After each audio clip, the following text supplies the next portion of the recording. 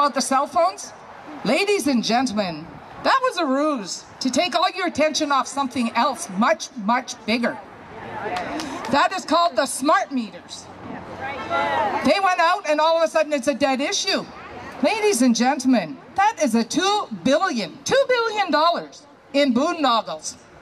And it doesn't work.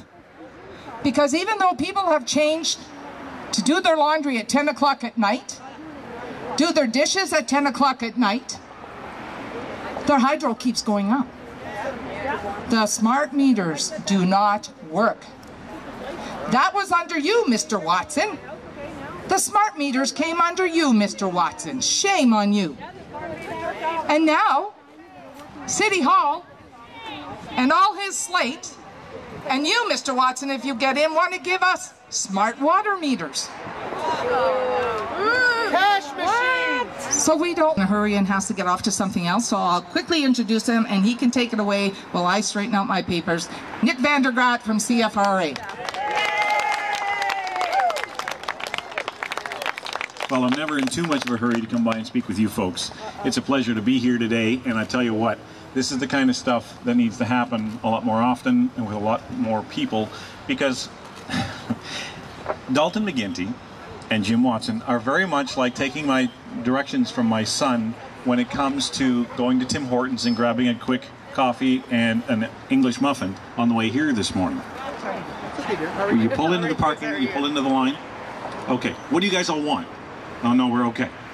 As you pull around to the thing, oh wait, I want this, I want that, I want this, and the poor girl in the Tim Hortons is going, what was that? What was that? Hang on, I got to get it all straight. Now I'm terrible for that anyway. So we're in this line, we get all the orders compiled, and then finally I tell her what we want, and somebody back says, no, I wanted, oh, for crying out loud, make up your mind. So we get it all ordered, we get all paid for. You come out, you can't turn left. So my son says, no, I got it figured out. There's a super secret passage. I said, there's a what? So he said, yeah, get back in the line, and when you see this little gap about that wide, put your car through there. What? Sounds like a backroom deal. So you go down this thing, he says, you got to turn right. I can't turn right. He says, go down here, turn left then. What? So you go down, turn left, and this little cave of a tree, it's just, I said, are you sure you're not a liberal? Because that's how they work. Twist and turn, wheel and deal all over the place. The problem is it's always done out of sight, out of mind. Food preparation tax, HST, all this stuff, they negotiate this stuff well in advance and then they come as if they didn't have any choice. Well, the guys above us made us do it. Ever heard of the word no? Ever heard of the word that's not good for the people that we represent? I guess not. Now, this week was one of the most important anniversaries in our history. It was the anniversary of the Battle of the Plains of Abraham. And a guy called Wolfe, that's him, James, showed up on a flat spot above Quebec City, and they had a little feud with a guy called Montcalm. And James won. And he set the course for Canadian history. Mr. Wolfe is the father of the country. Now, the reason why it's significant today is because he's the kind of stock from which we come. He is the kind of people that we can draw our lineage from. And the people in Afghanistan who are fighting for our protection and for the protection of the Afghanis come from the same stock. So if Mr. Wolfe can find a tiny little goat path up onto a hill and take the other guys by surprise, imagine what we can do to Mr. McGuinty and Mr. Watson. You know, it's not, there's an old, I love the old agrarian sayings. It's not the size of the fight in a dog. It's not the size of the dog in a fight, it's the size of the fight in the dog. And this dog is a little bit annoyed. And we might not be all that big, but our teeth are long and they're sharp.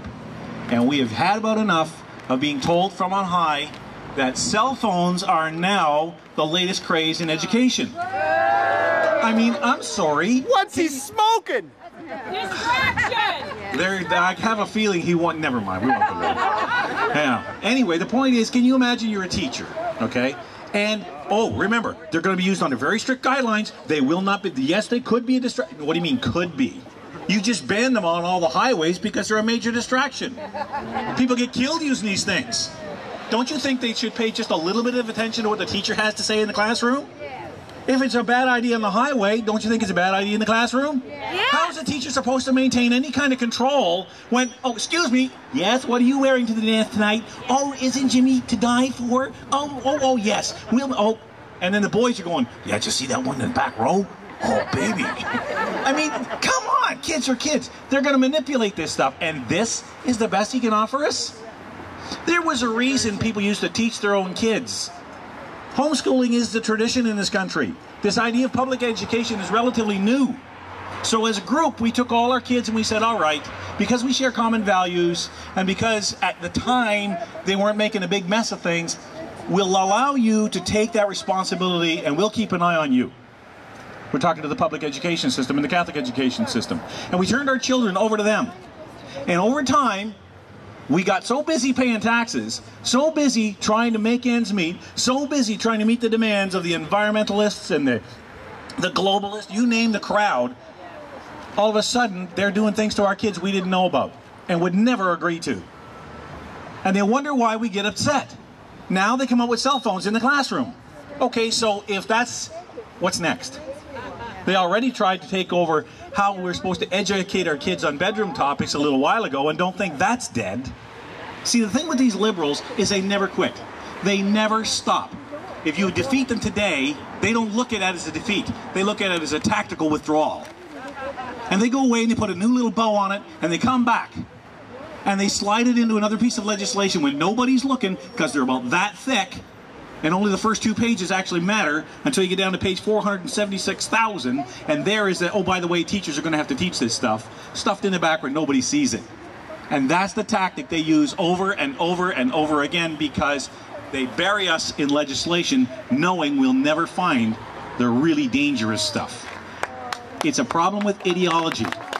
It is a problem with not the method of governance, but the attitude of governance. The people in office now have a plan for you. They just didn't bother to tell you what it is. Because if they did, they would never get another vote in this province from anywhere, from anybody. And that's the truth. That's just the way it is. So, let's remember James and what he did to set this country on the course to being the greatest country in the world. Let's remember that we come from that stock. Let's remember what the guys like Jim Watson and Dalton McGuinty have done to that heritage and are doing to it every day. We got guys over in Afghanistan who are going to have to come back here. What kind of province do we want them to come back to? What kind of country do we want them to come back to? Will it be worth the sacrifice that they've made? Will it be worth the sacrifice that people like our war veterans have made? The guys who fought in World War I, World War II, Korea. There's an unappreciated group, is the guys who fought in Korea. I've been doing some reading about them this week. It blows my mind what they went through. Unbelievable. Take some time and learn your history a little bit. That's an incredible story. So, let me leave you with this. Last time we were together, I told you about George. Do we have anybody here called George? You all better put your hands up. All right. This time it's James. They all have the same thing in common. Uncommon courage. That the Rats are leaving a sinking ship at Queen's Park, you want to be the mayor again of Ottawa. But then you flip-flop like a fish on the LRT. You accuse the city staff of not being very good at their job 4 years after, and Shirley, well, that's another boondoggle in itself, Mr. Watson. Mr. Watson, I got quite upset the other day by you attacking Mr. O'Brien. You sent a letter to all the candidates running, and I'll read it to the people that are here today. You may have read or received information from Mr. Larry O'Brien seeking your endorsement of his economic plan. This plan will require deep cuts to services. I like that. Why is it always we're cutting services? That's fear-mongering, Mr. Watson. That's fear-mongering.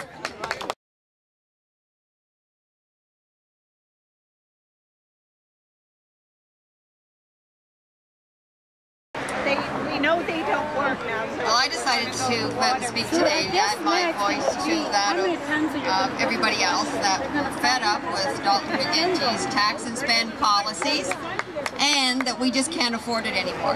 And to suggest ways that through the provincial election and next month's municipal election and next year's provincial election, how maybe we can bring about some change. Now, in a recent newspaper article, Jim Watson was quoted saying, "We need to start treating tax dollars as though it's our own money, start the process to rein in spending, and complain that we can't afford city taxes."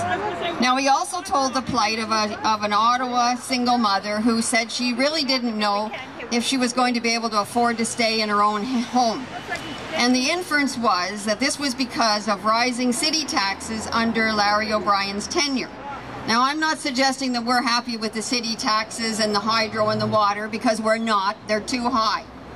But for Watson to suggest that people are having a hard time making ends meet, that is solely because of city taxes and services, that takes a lot of gall. Because in fact, the biggest contributing factor to our hardships today, our financial hardships, are the tax and spend policies of the McGuinty government. And we must remember that Jim Watson helped McGuinty bring all these taxes down on us. We can't say this often enough, that Jim was a senior minister in McGuinty's government. And now he wants to be mayor of Ottawa, and he claims he knows how to control spending and taxes. Well, I don't know about you, but I never once heard Jim object to any of the tax and spend policies that Dalton has brought down on us. And if he knows how to control government spending and taxes, he certainly doesn't have any personal experience doing it, and I don't want him learning on the job.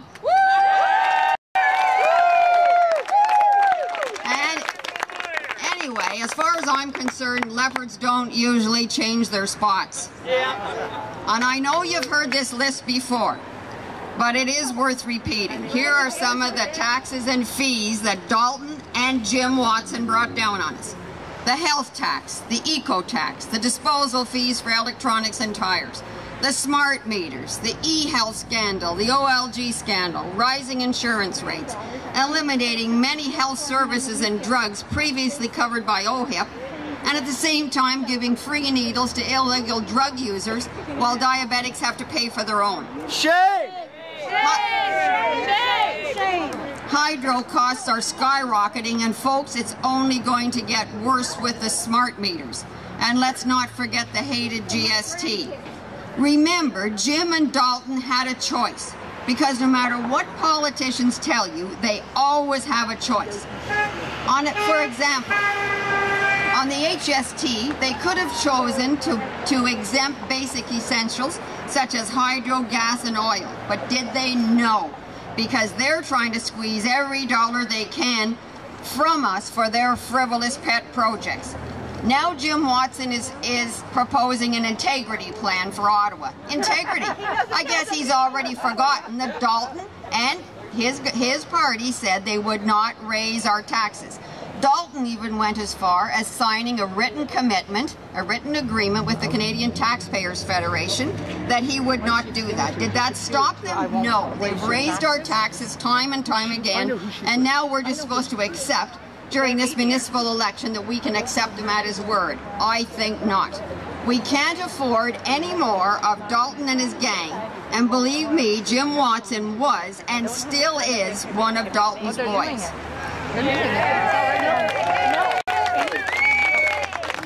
Now, although we have to wait till next year's provincial election to kick Dalton out, we can and must send him a strong message at next month's municipal election that we're tired of being overtaxed and we can't afford anymore. We can do that by ensuring that Jim Watson doesn't become mayor. But a word of caution, this election is not just about electing a mayor, it's also about councillors. And what we want to elect councillors that do what we want and who understand it's not just about their ward and their pet projects. It's all about the good of the overall city, something that's far too often lost on them. So October 25th municipal election is very important, folks. Get out and make sure your vote counts and make sure Dalton's man doesn't get in. Yeah.